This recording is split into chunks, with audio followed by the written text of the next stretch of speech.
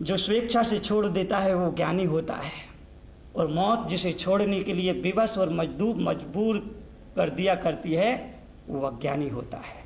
छोड़ना तो है, सभी को छोड़ना पड़ता है, छोड़ना ही पड़ेगा। जो जीते जी छोड़ दे वो ज्ञानी, और जो मरने के बाद छोड़े वो अज्ञानी। क्या बनना है सोच लेना, निर्णय कर लेना, विचार कर लेना। अभी नहीं, फुर्सत के क्षणों में। तुमको तो फुर्सत मिलती ही नहीं है अच्छे काम के लिए। बेवकूफ़ियों के लिए आदमी के पास बहुत फुर्सत है, नादानियों के लिए आदमी के पास बहुत फुर्सत है। 2 घंटे टीवी के सामने बैठ कर के, 4 घंटे टीवी के सामने बैठ कर के बर्बाद कर देगा, समय है। आधा घंटा तक पान के ठेले पर खड़े होकर के इधर उधर की गपशप मार के समय बर्बाद कर देगा, समय है। बाजार में चौराहे पर खड़े होकर के इसकी बुराई उसकी आलोचना करने में घंटा भर लगा देगा, समय है। 2 बार अखबार पढ़ लेगा, उसके लिए समय है। अरे घर में अखबार अलग पढ़ता है, सुबह अखबार पढ़ने के बाद ऑफिस जाता है, उसी अखबार को फिर पढ़ता है ऑफिस में बैठ करके, और शाम को जब वापिस अपने घर लौटता है फिर उसी अखबार को तीसरी बार फिर पढ़ने बैठ जाता है। और मेरा जैसा आदमी उसके पास जाके कहा कि भाई साहब इस अखबार को तो आप घर में पहले भी पढ़ चुके थे, शायद ऑफिस में भी आपने इसको एक बार पढ़ा होगा, और आप तीसरी बार फिर पढ़ने बैठ गए। तो आप जिसे आदमी कहते हैं कि क्या करूं साहब, टाइम पास कर रहा हूं, टाइम पास कर रहा हूं।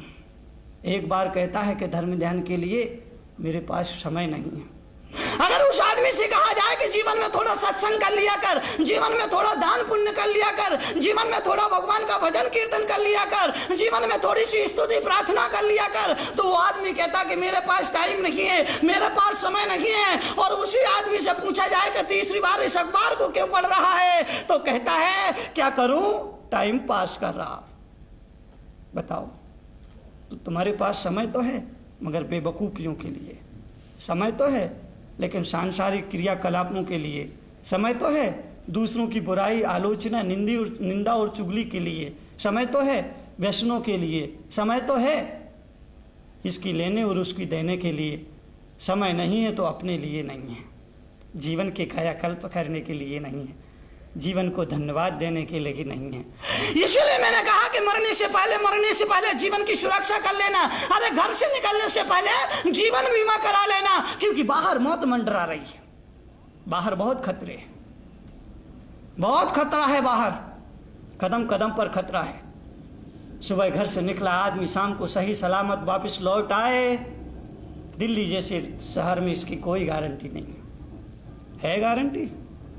सुबह घर से निकला आदमी ऑफिस के लिए 2 रोटी कमाने के लिए, 2 पैसा कमाने के लिए, जीविका के लिए, रोजी रोटी कमाने के लिए सुबह घर से निकला आदमी शाम को सही सलामत लौट आए, इसकी कोई गारंटी नहीं है, क्योंकि बाहर कदम कदम पर खतरा है। पता नहीं कब कौन सी गाड़ी टक्कर मार दे, पता नहीं कब कौन सा दुश्मन तुम्हारे सामने आकर के छुरा लेके खड़ा हो जाए, पता नहीं कब तुम्हारी सांस चलना बंद कर दे, पता नहीं कब हार्ट अटैक हो जाए, पता नहीं कब ब्रेन हेमरेज हो जाए, पता नहीं कब किडनी काम करना बंद कर दे, पता नहीं कब हृदय धड़कना बंद कर दे। तो बाहर बहुत खतरे हैं, बहुत खतरे हैं मेरे भाई।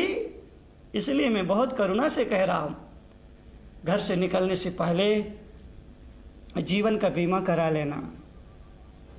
और जीवन बीमा से मेरा इतना ही तात्पर्य है, जीवन बीमा से मेरा इतना ही अर्थ है, लाइफ इंश्योरेंस से मेरा इतना ही प्रयोजन है कि सुबह उठ करके 5 मिनट 10 मिनट बैठ करके, घंटा आधा घंटा बैठ करके, 1-2 घड़ी बैठ करके उस परम पिता परमात्मा को धन्यवाद दे लेना, उसकी प्रार्थना कर लेना, उसकी अरदास कर लेना, उसको नमन कर लेना, शांत मन से, सच्चे मन से, हृदय से उसे एक बार पुकार लेना और कहना कि हे मेरे परमात्मा, तू मैं बाहर जा रहा हूं, तुझे मेरे साथ रहना है, रक्षा कवच का काम करना है, आशीष बना करके रखना है। एक तू ही तो रखवाला है जो बाहर मेरी रक्षा कर सकता है, बाकी तो कोई रखवाला है नहीं, बाकी कोई सहारा नहीं देखता है, बाकी कोई आसरा नहीं देखता है। इसलिए मेरे प्रभु, मेरे ईश्वर, मेरे ब्रह्मा, मेरे जिनेंद्र, मेरे बुद्ध, मेरे महावीर, तुम मेरे साथ रहना।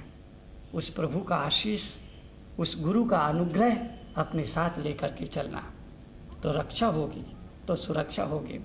अगर जीवन बीमा करा करके निकलते हो, लाइफ इंश्योरेंस करा करके निकलते हो, और अगर कहीं दुर्घटना घट जाती है, जीवन के किसी मोड़ पर अगर जीवन खत्म हो जाता है, तो घबराने की जरूरत नहीं है, चिंता करने की जरूरत नहीं है, वहां जीवन बीमा है। अगर जीवन का चिराग बुझ भी जाता है, तो जहां भी जीवन जीवन का चिराग जलेगा, वहां समृद्धियां होंगी, वहां अमन चैन होगा, वहां देवता तुम पर पुष्प की वृष्टि करेंगे, वहां प्रकाश होगा, वहां सत्य होगा, वहां परम सुख और परम आनंद होगा, क्योंकि तुमने अपने जीवन का बीमा करा लिया था।